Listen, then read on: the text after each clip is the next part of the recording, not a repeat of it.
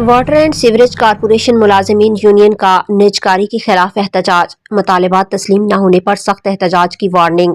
Hyderabad water and sewerage corporation employees union ने इदारे में जारी बद इंतजामी, मुलाजिमीन के मसाइल और निजकारी के खिलाफ शदीद एहतजाज करते हुए हुकूमत सिंध और आला हुकाम से फौरी नोटिस लेने का मुतालबा किया है।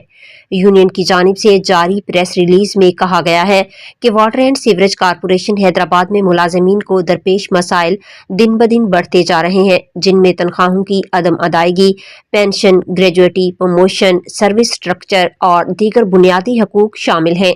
एलामिये के मुताबिक इदारे में सियासी मदाखलत और नाअहल इंतजामिया की वजह से निज़ाम तबाही का शिकार हो चुका है।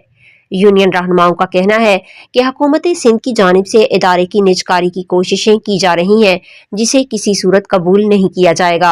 उन्होंने वाज़ेह किया कि निजकारी से न सिर्फ मुलाजिमीन बेरोजगार होंगे, बल्कि शहरियों को पानी और सीवरेज की सहूलियात भी बुरी तरह मुतासर होंगी।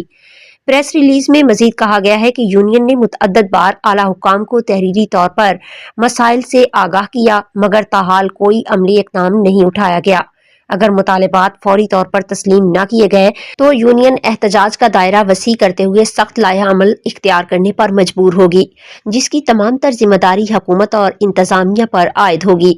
आखिर में यूनियन ने वज़ीर आला सिंध, चीफ सेक्रेटरी और मुतल्लिका हुक्काम से मुतालबा किया कि मुलाजिमीन के जायज़ मसाइल हल किए जाएं और इदारे को निजकारी से बचाया जाए।